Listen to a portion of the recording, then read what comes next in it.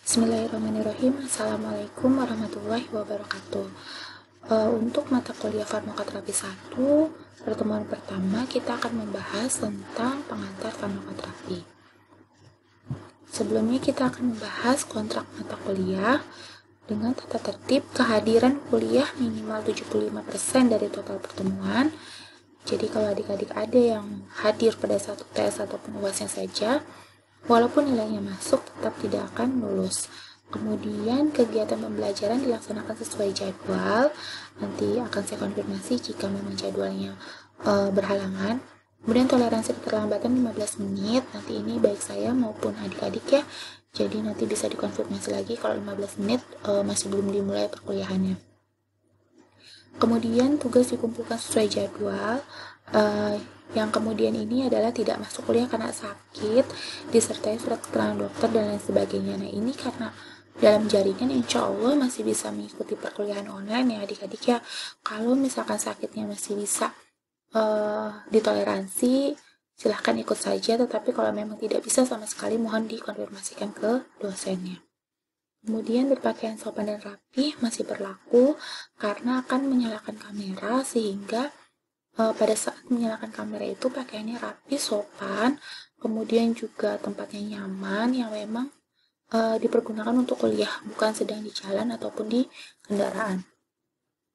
Nah ini kecurangan akademik meliputi pendatangan absen, UTS dan UAS. Nah ini akan diberi pengurangan nilai sesuai dengan kebijakan dari dosen yang mengampu. Kalau dari saya mungkin saksi akademiknya kalau memang benar-benar sama persis UTS dan UASnya itu nilainya 0, sedangkan kalau misalkan memang ada indikasi kecurangan lain nanti pengurangan nilainya pun akan disesuaikan. Kemudian untuk komposisi penilaian, penilaian hasil ada UTS, UAS, dan tugas. UTS dan UAS masing-masing 30%, tugasnya ini 20%.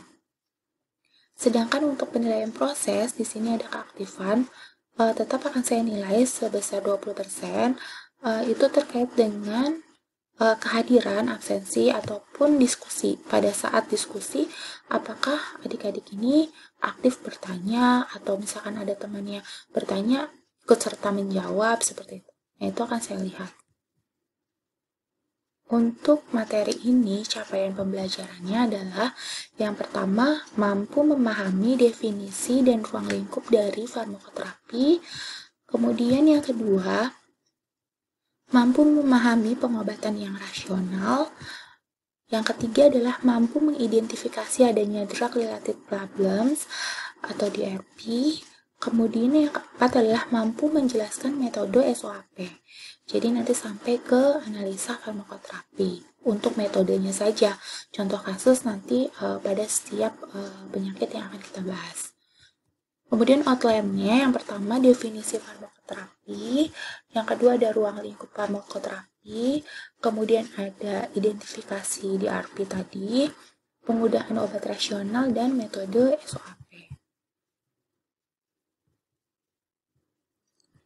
Kemudian untuk farmakoterapi ini sendiri, tujuan pembelajarannya adalah mahasiswa mampu memahami dan menjelaskan tata laksana terapi yang rasional pada suatu penyakit. Jadi harapannya mahasiswa ini dapat memberikan tata laksana terapi pada suatu diagnosa atau penyakit yang sudah diketahui. Kemudian manfaat selanjutnya adalah dapat memberikan evaluasi dan rekomendasi penggunaan obat yang rasional dalam pelayanan kefarmasian.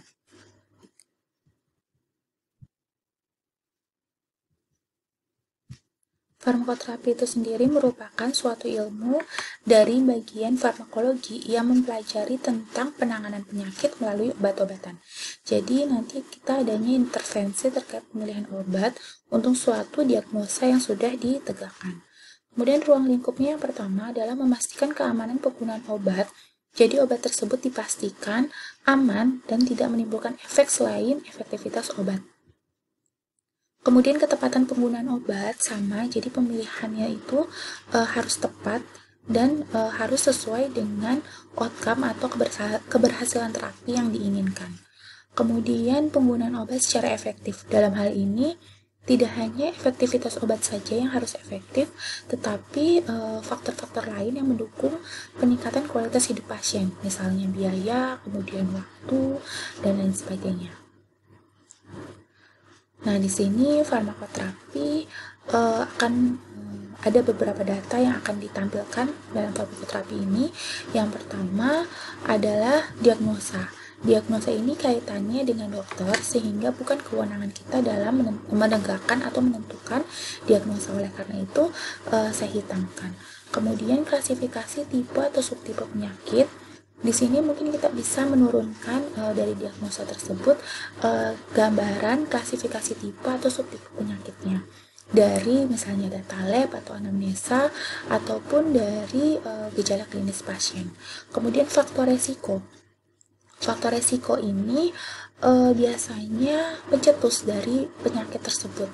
Kemudian adanya etiologi, penyebab penyakit yang tidak dapat ditentukan, patogenesis perkembangan penyakit, biasanya ini sebelum masuk ke dalam tubuh pasien. Kemudian patofisiologi, nah ini setelah masuk ke dalam tubuh pasien, mekanisme timbulnya penyakit tersebut di dalam tubuh itu seperti apa? Nah itu patofisiologi yang akan kita bahas. Kemudian tanda-tanda klinis pasien atau gejala-gejala yang dirasakan oleh pasien, baik itu gejala fisik maupun gejala penunjang, biasanya kita sebut anamnesa. Kemudian adanya data laboratorium atau data klinik pasien, tujuan terapi, hasil outcome, kemudian adanya terapi non obat. Di sini nanti tetap kita rekomendasikan, tetapi mungkin tidak bisa kita monitoring karena ini masuk ke lifestyle pasien. Kemudian terapi obat, hasil terapi, dan prognosis. Nanti prognosis ini dikembalikan lagi ke kewenangan dokter untuk mendiagnosa penyakit pasien tersebut.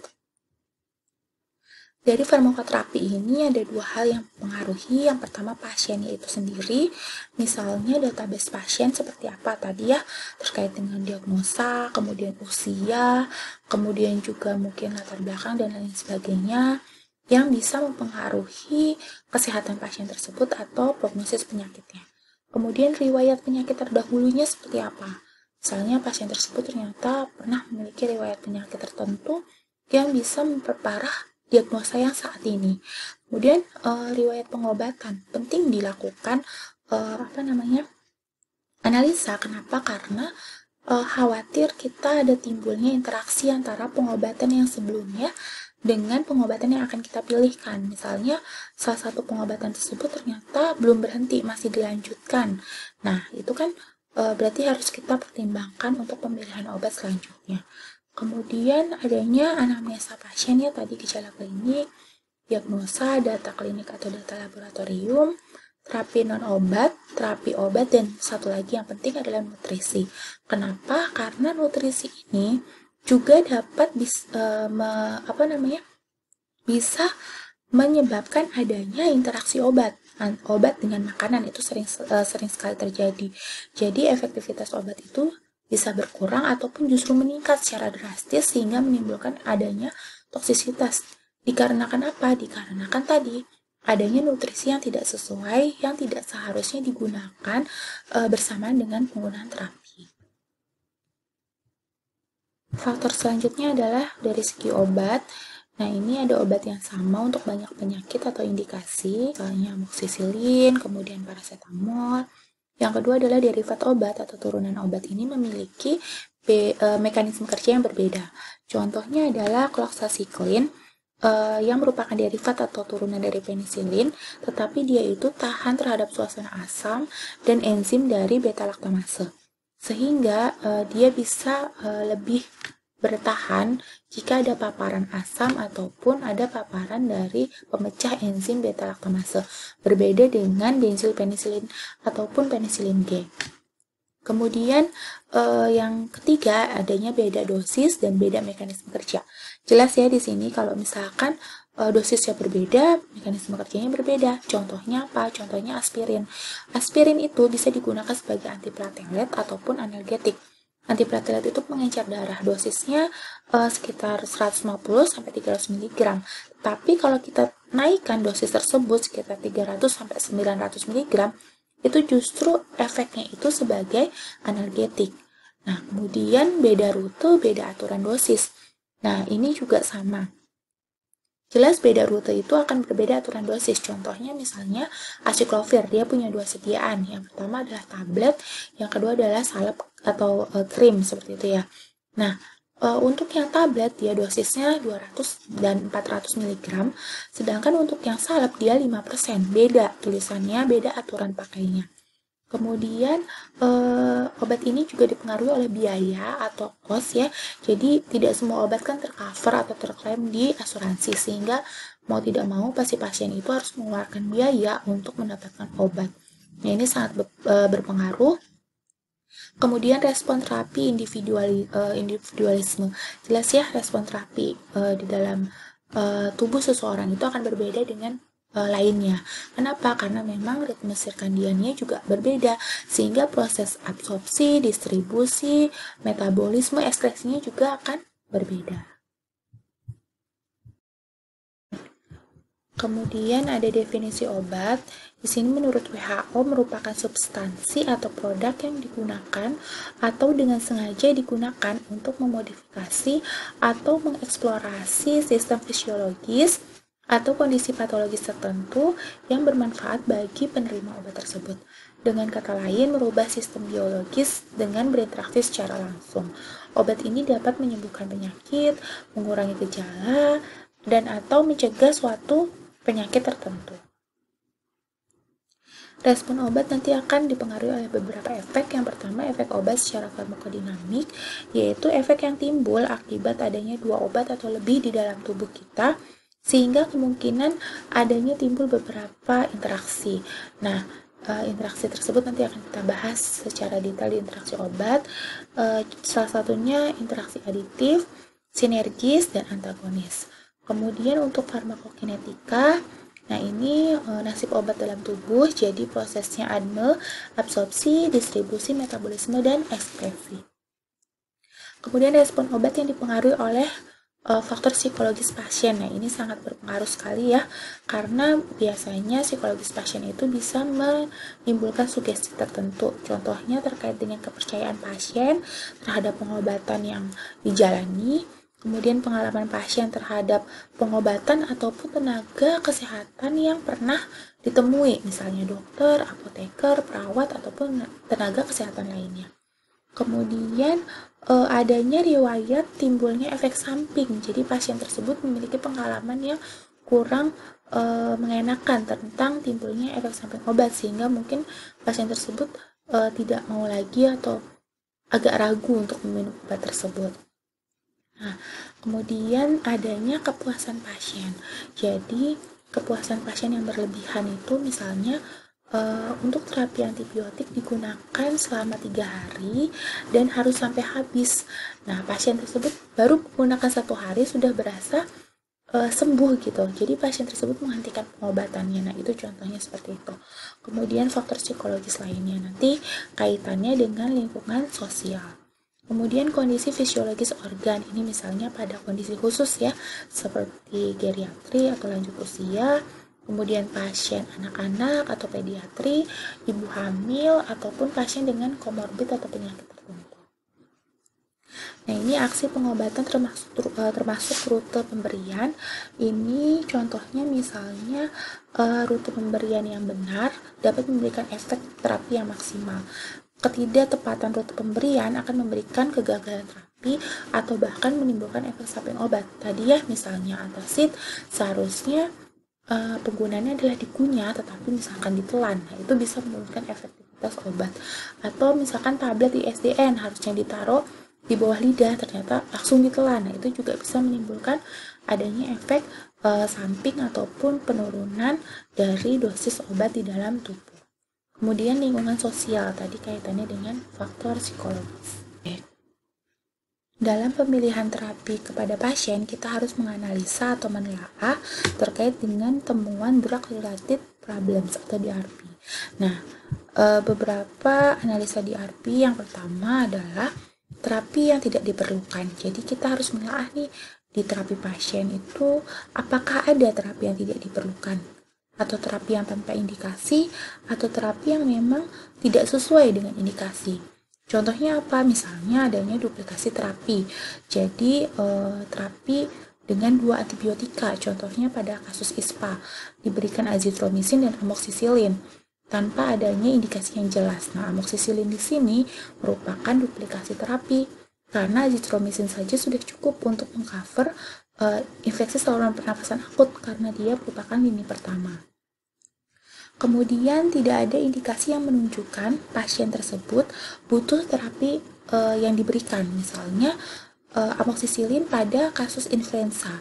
Influenza itu kan virus ya paparannya, tetapi diberikan antibiotik. Nah, itu kan tidak sesuai. Kemudian terapi tanpa obat ini lebih sesuai.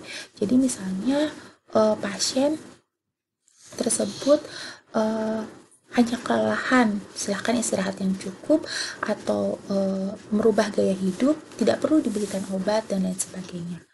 Kemudian yang kedua di sini adalah obat yang tidak efektif. Jadi suatu obat yang tidak menimbulkan respon atau hasil yang diinginkan atau yang diharapkan dari terapi yang diberikan. Nah, ini misalnya terdapat obat yang lebih efektif dari obat yang sebelumnya. Misalnya kita mungkin pernah terkait dengan antidepresan ya, di neurologi itu ada antidepresan trisiklik, sedangkan ada SSRI. Nah, SSRI jauh lebih efektif dibandingkan antidepresan trisiklik. Nah, itu berarti ada yang lebih efektif dari obat sebelumnya. Kemudian kondisi medis pasien yang sulit, misalnya pasien tersebut sudah lanjut usia, komplikasinya sudah parah ya, kemudian juga data kliniknya juga sudah sangat buruk seperti itu, sehingga tidak mampu lagi untuk diberikan pengobatan. Nah, jadi obatnya itu tidak efektif seperti itu. Kemudian dosis yang tidak sesuai. Nah, ini tadi sudah kita singgung, misalnya kita ingin memberikan untuk antiplatelet pada aspirin, tetapi kita memberikan dosisnya untuk analgetika lebih dari dosis antiplatelet, sehingga yang timbul adalah efek analgetikanya, bukan pengencer darahnya. Kemudian adanya kontraindikasi pada pasien dengan obat tersebut. Jelas ya, itu tidak akan memberikan efek terapi yang efektif. Kenapa? Karena pasiennya sendiri mengalami kontraindikasi. Kemudian yang selanjutnya adalah obat yang diberikan itu memang tidak efektif. Jadi ada kaitannya dengan kesalahan pemilihan obat di sini. Kemudian underdose ya, jadi dosis yang diberikan itu di bawah dosis lazim yang memang digunakan untuk terapi. Nah, ini dosisnya ini tidak efektif, misalnya terjadi karena adanya interaksi. Jadi sudah diberikan dengan dosis yang tepat, tetapi ternyata dia berinteraksi dengan obat lainnya, sehingga ada penurunan kadar di dalam darah. Misalnya antasida bertemu dengan salah satu antibiotik, misalnya tetrasiklin ya. Jadi antasida tersebut akan membentuk kelat dengan tetrasiklin dari magnesiumnya tersebut, sehingga tetrasiklin ini tidak lagi efektif seperti itu, atau mengalami penurunan dalam kadar darah. Kemudian obat yang digunakan memerlukan monitoring tambahan, misalnya obat psikosis ya tadi ya. Jadi kalau misalkan kayak yang antidepresan itu, kalau dihentikan secara langsung, di stop gitu ya, dia akan mengalami efek putus obat atau withdrawal syndrome. Nah, itu mestinya dia harus diberikan tapering dose, jadi perlahan penurunan dosis dengan kontinu seperti itu, sehingga tubuh ini bisa mentoleransi adanya penurunan dosis tersebut, sehingga lama-kelamaan dia bisa terlepas dari obat tersebut. Kemudian misalnya frekuensi penggunaannya tidak sesuai, seharusnya 3x1 turun jadi 1x1. Nah, jelas ini akan mempengaruhi efektivitas obat. Kemudian durasi yang tidak sesuai, ini sering sekali terjadi pada kasus penggunaan antibiotik. Jadi misalnya di situ dituliskan 3x1 tiap 8 jam, tetapi pasien tersebut mindsetnya adalah 3x1 itu pagi, siang, dan malam. Sedangkan paginya itu misalnya jam 10, siangnya itu jam 12, malamnya itu jauh sekali, dia jam 10 lagi malam. Dari jam 10 ke 12 itu kan jauh sekali. Jadi dia sudah turun onset obatnya, kemudian mulai lagi, bukan memberikan efek terapi yang efektif, justru dia mungkin memicu adanya tadi resistensi antibiotik seperti itu. Kemudian cara pemberian yang tidak tepat, jelas ya kalau cara pemberian yang tidak tepat akan menurunkan dosisnya. Tadi sudah saya singgung terkait dengan ISDN, isosorbit dinitrat misalnya ya, dia kan penggunaannya sublingual ya, jadi di bawah lidah. Nah itu dia itu kita berikan ditelan langsung gitu. Nah itu juga bisa mempengaruhi efeknya. Kemudian cara penyimpanan yang tidak tepat. Jadi misalnya kita mau simpan insulin, tapi kok di suhu kamar, bukan di tempat yang sejuk atau di suhu dingin bahkan ya. Nah itu bisa dia mempengaruhi dosisnya dan efektivitasnya jelas, karena insulinnya tersebut akan rusak seperti itu. Kemudian stabilitas obatnya juga akan terganggu sehingga akan menurunkan efektivitas obatnya. Dan yang tadi sudah disinggung, underdose ini terkait dengan interaksi obat. Jadi bisa juga menurunkan level dari kadar plasma obat dikarenakan tadi adanya interaksi obat dengan obat ataupun obat dengan makanan dan obat dengan herbal. Overdose ini sama ya kurang lebihnya dengan underdose, tapi efeknya ini dikarenakan dosisnya ini terlalu tinggi sehingga bisa juga menimbulkan adanya toksisitas. Kemudian cara pemberian obat yang tidak tepat tadi sudah banyak disinggung. Kemudian adanya adverse drug reaction, di sini ADR ya. Nanti kita bahas tersendiri, tetapi intinya timbulnya suatu gejala atau suatu reaksi yang tidak diinginkan dari terapi atau pengobatan yang dijalani. Contohnya seperti apa? Dulu saya pernah menemui kasus pasien ADR terhadap paracetamol. Jadi dia timbul ruam atau kemerahan di bagian kening, hidung sampai ke pipi, itu dikarenakan tadi mengkonsumsi paracetamol. Sehingga untuk alternatif analgetiknya diberikan hanya bisa ibuprofen seperti itu. Kemudian ADR tersebut juga memiliki beberapa efek yang tidak terduga ataupun tidak aman untuk pasien karena menghasilkan suatu efek yang tidak diinginkan. Kemudian adanya interaksi obat, cara penggunaan obat yang tidak tepat itu bisa juga menimbulkan ADR, reaksi alergi, dan dosis yang berubah secara signifikan. Misalnya tadi ada paparan interaksi obat sehingga dosis dalam tubuh ini berubah secara signifikan. Kemudian yang terakhir, terjadinya DRP ini terkait dengan ketidakpatuhan pasien. Nah ini nanti bisa kita bahas tersendiri di ketidakpatuhan pasien atau kepatuhan pasien ya. Dari analisa DRP ini kita analisa terapinya, kemudian hasil terapi kita monitoring dan evaluasi. Jadi nanti kita akan mendapatkan suatu terapi yang sudah melewati tahap analisa DRP ini untuk farmakoterapi tersebut. Nah ini skema klasifikasinya terkait dengan DRP. Yang pertama ini untuk permasalahannya dengan kode P1 adanya tadi adverse drug reaction-nya atau reaksi obat yang tidak diinginkan. Jadi pasien tersebut menerima atau mengalami reaksi yang tidak diinginkan. Kemudian drug choice problem, di sini pasiennya ini mendapatkan atau bahkan tidak mendapatkan obat sesuai dengan penyakit atau kondisinya. Kemudian dosing problem di sini terkait dengan dosisnya, jadi terlalu rendah atau bahkan terlalu tinggi dari dosis yang seharusnya. Kemudian drug use problem, di sini adanya kesalahan terkait dengan pemberian obat atau rutenya. Kemudian interaction, di sini interaksi antara obat dengan obat ataupun obat dengan makanan. Nah, ini ada pula nanti pencetus lainnya. Kemudian penyebabnya di sini yang pertama drug atau dose, di sini DRP dicetuskan oleh tadi adanya obat atau jadwal obat yang tidak memadai. Kemudian drug use process, jadi pasien tersebut tidak mengerti atau mungkin tidak diberi pengertian atau informasi terkait penggunaan obat, baik pasien tersebut membaca ataupun tidak tentang instruksi pengobatan.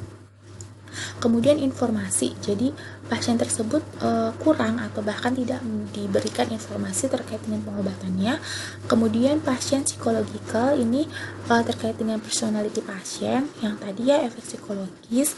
Kemudian logistik, jadi ini terkait dengan racikan, peresepan, kemudian ada lainnya. Nah, untuk intervensi, di sini ada yang tidak diintervensi, kemudian ada diintervensi tingkat prescriber, peresepannya, kemudian di pasiennya, atau di obatnya. Nah, untuk outcome-nya, ada yang outcome-nya itu intervensinya tidak diketahui, kemudian ada yang sudah selesai permasalahannya, ada yang setengah permasalahannya terselesaikan, dan ada yang tidak terselesaikan.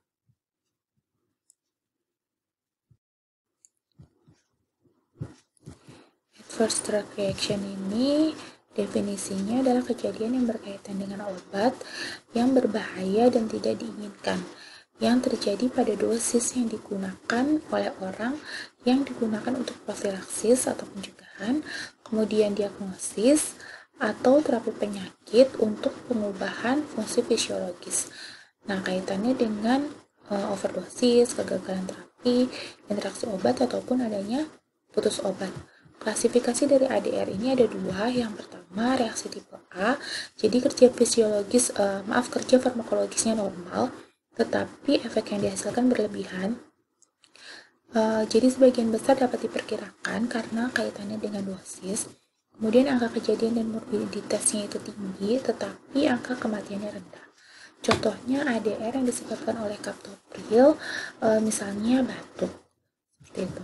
Kemudian reaksi tipe B, ini efek obat idiosinkratik menyimpang atau tidak berkaitan dengan sifat farmakologi obat. Nah, umumnya tidak dapat diperkirakan sehingga tidak dapat dideteksi ataupun di-screening oleh penampisan toksikologi. Nah, ini tidak selalu berkaitan dengan dosis, sehingga angka kejadiannya juga dan morbiditasnya rendah, tetapi dapat menimbulkan kematian. Nah, contohnya misalnya kasus alergi pada imunologis. Kemudian interaksi obat. Di sini ada interaksi obat dengan obat. Contohnya tadi sudah banyak sekali disinggung, antacid dengan ketoconazole atau tetracycline. Kemudian obat dengan makanan dan minuman, misalnya tadi antibiotik, penicillin dengan jus asam, misalnya jus jeruk, seperti itu. Karena asamnya itu akan mengganggu proses tadi efektivitas dari cicit beta laktamasenya. Kemudian obat dengan herbal, misalnya kita menggunakan jahe, minuman jahe gitu ya, sedang konsumsi jahe dengan obat yang justru untuk vasokonstriksi. Jadi antagonis ya, dia berbeda, berlawanan.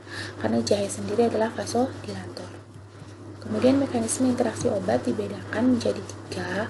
Yang pertama adalah mekanisme obat secara farmaseutik atau inkompatibilitas obat. Ini terjadinya di luar tubuh, misalnya terjadi pada saat kita proses rekonsiliasi pada IV admixture. Nah, ini contohnya apa? Contohnya heparin dengan hidrochlorothiazide. Nah, ini biasanya terjadi perubahan warna ataupun terjadi bau yang menyengat dan lain sebagainya akibat adanya inkompatibilitas, jadi di luar tubuh. Yang kedua adanya interaksi mekanisme secara farmakokinetik. Nah, ini baru nasib obat di dalam tubuh, tadi absorpsi, distribusi, metabolisme, dan ekskresi. Untuk absorpsi sendiri adalah penyerapan obat, jadi interaksinya ini pada absorpsi sering terjadi antara 1 atau 2 obat secara bersamaan di dalam tubuh kita. Contohnya adalah pembentukan kompleks kelat yang tadi ya, antacid dan tetracycline. Jadi magnesiumnya membentuk suatu kayak endapan yang tidak bisa lagi diuraikan, yaitu kelat. Nah, itu bisa menurunkan efektivitas tetracycline ya. Kemudian distribusi, di sini adanya kompetisi untuk reseptor berikatan dengan protein plasmanya. Contohnya adalah sulfonamid yang berkompetisi dengan warfarin.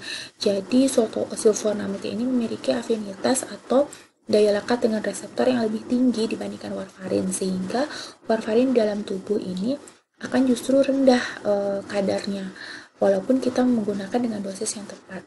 Karena sulfonamid ini akan berikat kuat dengan plasma albuminnya. Kemudian pada metabolisme di sini ada yang menghambat secara utuh metabolisme tersebut atau hanya menginduksi metabolismenya, ataupun hanya merubah aliran darah secara hepatik. Nah, ini contohnya pada substrat enzim mikrosom di hati ya, sitokrom P450. Mungkin kita juga pernah dengar sitokrom P450 yang kita bahas di transport aktif pada biologi sel. Nah, ini merupakan enzim yang memetabolisme obat, misalnya CYP3A. Nah, ini enzim yang memetabolisme lebih dari 50% obat-obatan itu bisa dihambat oleh ketokonazol, eritromisin, atau itrakonazol, sehingga pada saat ada obat yang kita konsumsi bersamaan dengan obat-obat yang menghambat tadi, obat-obat yang kita konsumsinya akan lebih rendah metabolismenya dibandingkan seharusnya. Kemudian ekskresi, di sini ekskresi contohnya quinidin, jadi dia akan menurunkan ekskresi empedu dari digoxin, sehingga kadar digoxin di dalam empedu ini justru akan meningkat. Kenapa? Karena tidak diekskresikan, tidak dikeluarkan. Nah, ini bisa menghasilkan adanya efek toksisitas. Kemudian yang selanjutnya adalah interaksi secara farmakodinamik. Nah, ini ada 3 mekanismenya. Yang pertama aditif. Kalau aditif ini jumlah efek obatnya itu menjadi 2. Jadi misalkan kalau kita minum obat A dan obat B, yaitu jumlah efeknya sama gitu ya, sama, tidak bertambah tetapi sama menjadi 2, sama. Nah, itu contohnya sedatif hipnotik. Nah, ini misalnya sedatif hipnotik ini digunakan dengan alkohol, nah itu sama, sejalan. Sedangkan kalau sinergistik ini obatnya ada 2, tetapi pada saat diketemukan itu justru akan meningkatkan efek obat yang seharusnya. Nah, ini contohnya sulfonamid dan trimetoprim. Nah, mungkin oleh karena itu sediaan sulfonamid ini juga akan biasanya bergabung dengan trimetoprim. Nah, ini justru akan meningkatkan efektivitas dari obat tersebut. Kemudian yang berlawanan atau antagonis.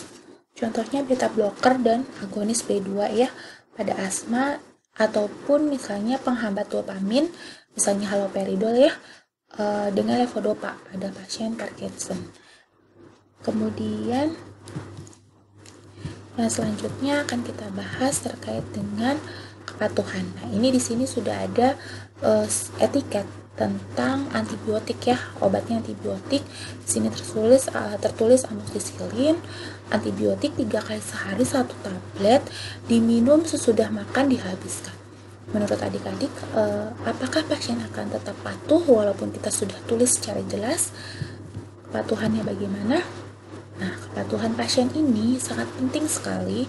Kenapa? Karena kepatuhan pasien akan mempengaruhi biaya terapi. Jadi kalau pasiennya tidak patuh, biaya terapinya akan meningkat karena pasien tersebut harus membeli atau mengeluarkan biaya untuk pengobatannya kembali. Kemudian outcome terapi juga tidak tercapai. Jadi hasil yang diinginkan dari terapi tersebut juga tidak maksimal. Kemudian prognosis penyakit semakin parah. Dan kalau misalkan pasiennya itu dirawat di rumah sakit, nah itu waktu menginap akan lebih lama dan kualitas hidup pasien akan menurun. Oleh karena itu, beberapa faktor yang mempengaruhi kepatuhan, yang pertama adalah tingkat pengetahuan pasien. Di sini tingkat pengetahuan akan berbanding lurus dengan tingkat pendidikan pasien. Nah, selain itu tingkat pengetahuan di sini adalah adanya informasi yang diberikan oleh tenaga kesehatan kepada pasien sesuai dengan kebutuhan yang diinginkan pasien. Misalnya kebutuhan terkait durasi, frekuensi, indikasi, dan lain sebagainya yang tadi sudah kita lihat ya di etiket ini. Nah, ini ya kebutuhannya sudah terpenuhi sebenarnya untuk informasi. Ada nama obatnya, kemudian ada frekuensinya, durasinya ya, tiap 8 jam ya harusnya ditambahkan. Kemudian aturan pemakaiannya, dan di sini keterangannya harus dihabiskan. Nah, ini informasinya sudah cukup jelas sebenarnya. Kemudian adanya kepercayaan pasien. Nah, ini kepercayaan juga sangat penting karena pasien tersebut biasanya dia nggak percaya sama pengobatannya.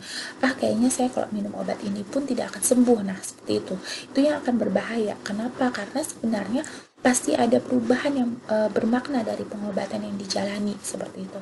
Kemudian usia. Nah, usia ini mempengaruhi juga daya ingat. Jadi misalnya harusnya minum obat nih sekarang, tapi karena usia sudah lanjut sehingga lupa, terlewat, akibatnya terapi juga akan tidak efektif seperti itu. Kemudian gaya hidup. Nah, ini gaya hidup sangat individualisme ya, karena tiap orang berbeda-beda.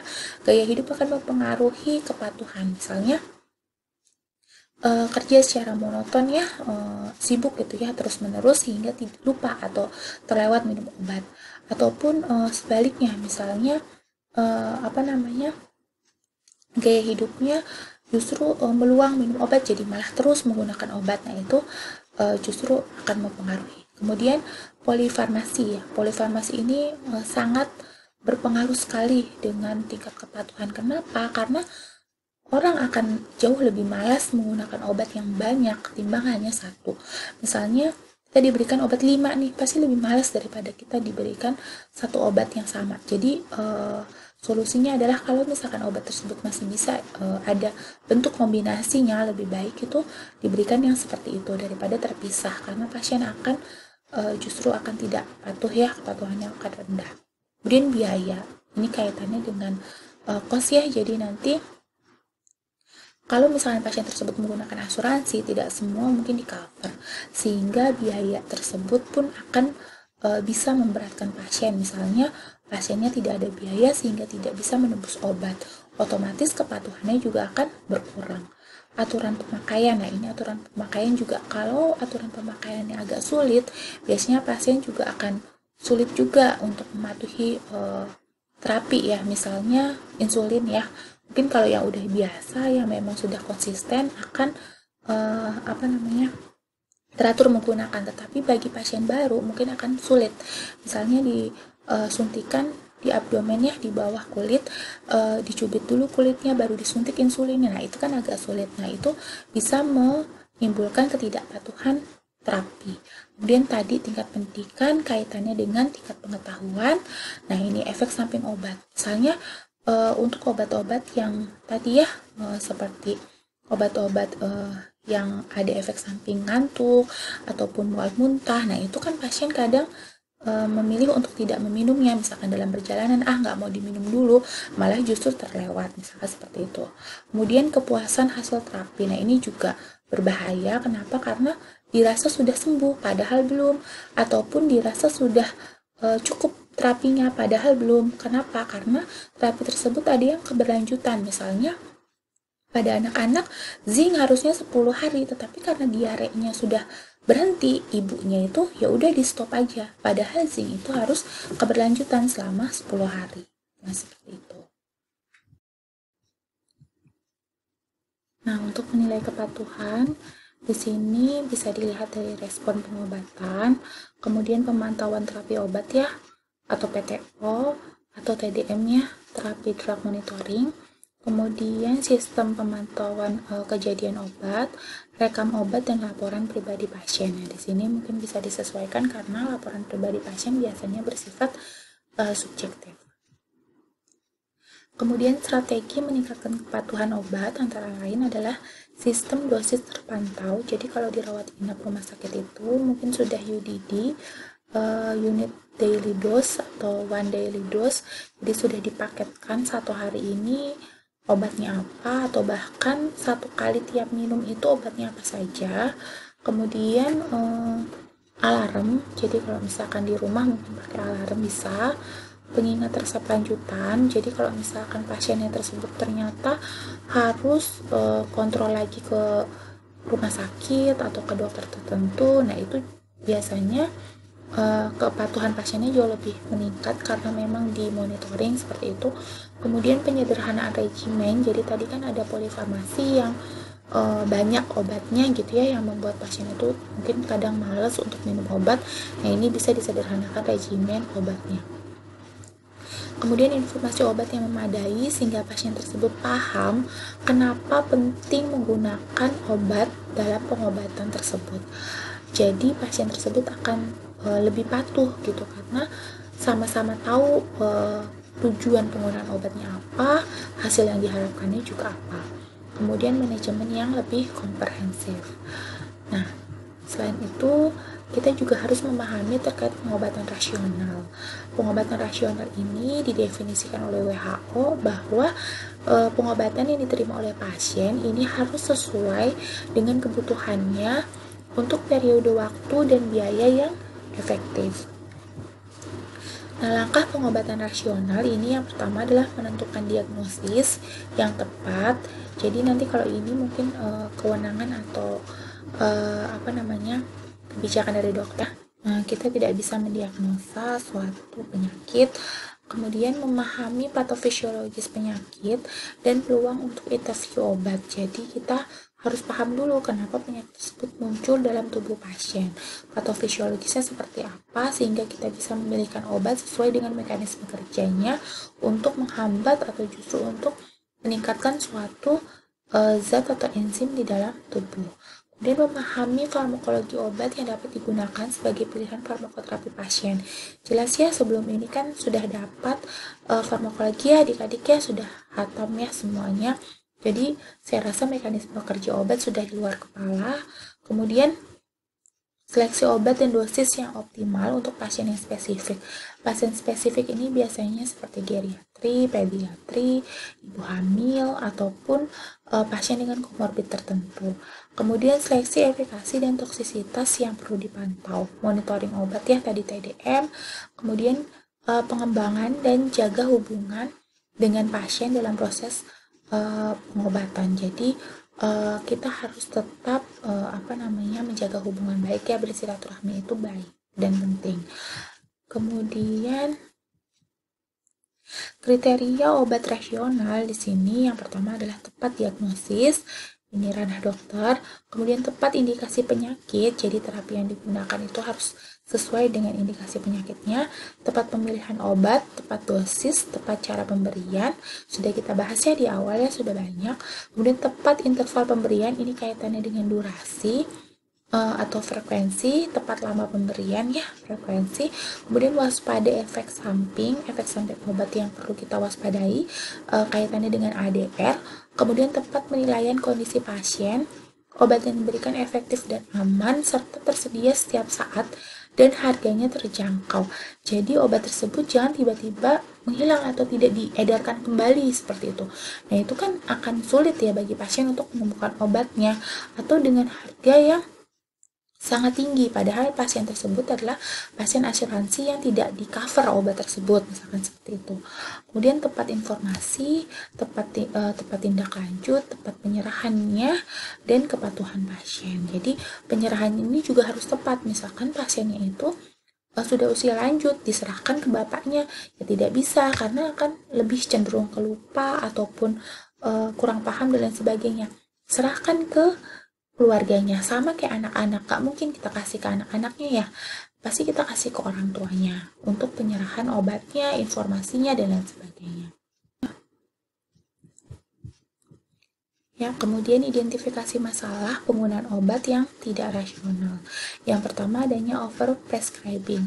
Nah, misalnya kita hanya flu nih, tapi yang diberikan antibiotik, kemudian ada antihistamin, obat batuk, obat pilek, kemudian ditambah lagi sedatifnya dan lain sebagainya, itu overprescribing.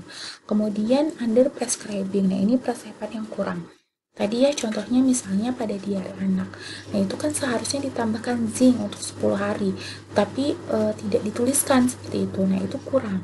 Seperti itu ya, padahal zinc itu perlu sekali untuk apa? Untuk dia itu memulihkan mukosa usus pada anak, jadi perlu dilakukan selama 10 hari. Kemudian multi prescribing, jadi dia prescriptionnya majemuk, jadi kompleks, mungkin sama kurang lebihnya dengan over prescribing, tetapi memang dia itu kompleks sekali. Jadi misalnya tadi ada pasien stroke, nanti diberikan terkait dengan antiplateletnya, kemudian ada vitamin sarafnya, kemudian juga ada analgetikanya, kemudian nanti ditambahkan juga terkait dengan untuk obat jantungnya, kemudian juga kaitan dengan ginjalnya, misalnya seperti itu. Jadi banyak sekali multi prescribing.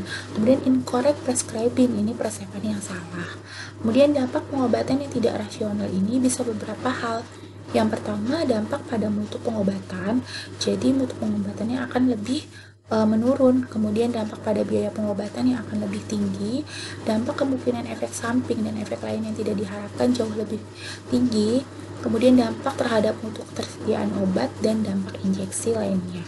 Injeksi ini dampak tambahan atau yang muncul ketika terjadi tadi ketidakrasionalan obat.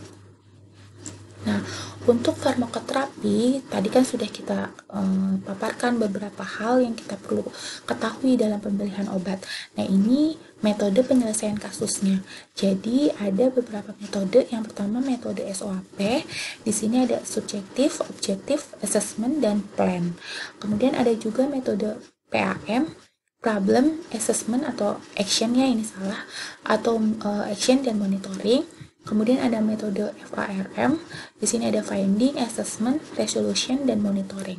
Kurang lebihnya sama, tetapi metode yang akan kita pakai selanjutnya ini adalah metode SOAP. Metode SOAP di sini adalah subjektifnya itu berupa data pasien, nanti diambil dari rekam medis ya, pasien tersebut atau dari kasus yang nanti akan kita bahas. Jadi berupa diagnosa, riwayat penyakit, pengobatan, alergi, kemudian pengobatan yang sedang dijalani. Jadi nanti segala hal yang bisa kita ambil untuk data subjektif pasien. Kemudian objektifnya. Di sini pemeriksaan fisik maupun penunjang, misalnya tadi gejala-gejala klinis pasien yang dirasa seperti pusing, misalkan mual atau mata berkunang. Nah, kemudian pemeriksaan penunjang lainnya misalnya EKG atau X-ray dan lain sebagainya. Nah, itu bisa dijadikan data objektif. Kemudian assessment. Nah, assessment ini penentuan masalah yang dialami oleh pasien atas informasi dari data subjektif dan objektif pasien. Jadi, nanti kita tentukan dari masalah tersebut yang muncul. Nah, menurut kita assessment-nya itu apa? Gitu. Bukan mendiagnosa ya, tapi assessment dari kita. Misalnya diagnosanya itu tadi stroke. Ternyata stroke-nya itu assessment di kita stroke apa nih? Ada gumpalan, iskemik, atau justru perdarahan.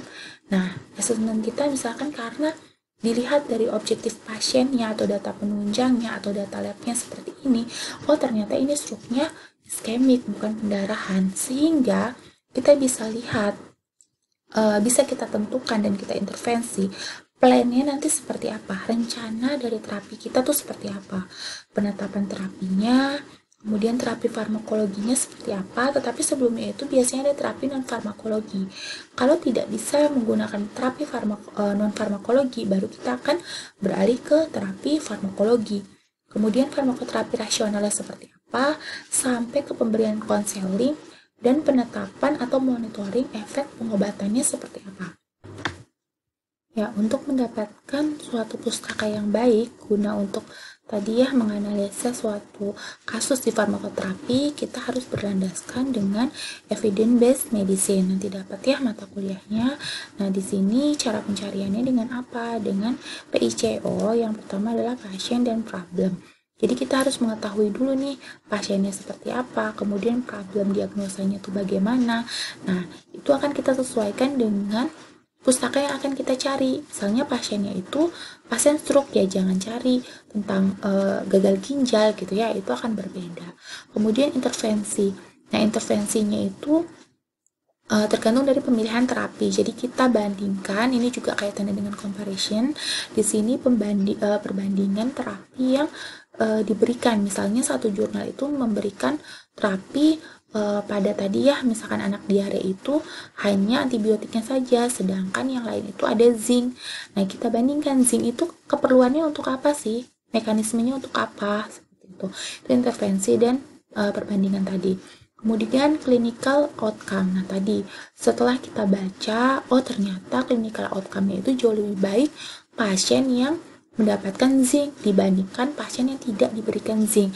Nah, kemudian terkait dengan metode selanjutnya adalah FIA. Di sini validitasnya seperti apa untuk pustaka tersebut, kemudian kepentingan atau importansinya bagaimana, dan applicability-nya. Jadi aplikasinya terhadap suatu kasus itu bagaimana. Nah, itu perlu kita tinjau sehingga kita dapat pustaka itu yang memang benar-benar mencerminkan evidence-based medicine pada suatu penyakit tertentu. Ya, mungkin sekian dari saya. Nanti mungkin adik-adik bisa membaca buku literatur dan boleh searching-searching juga pada saat penyelesaian kasus ya. Silahkan dibaca. Terima kasih, semoga bermanfaat dan bisa dipahami. Kurangnya saya mohon maaf. Wassalamualaikum warahmatullahi wabarakatuh.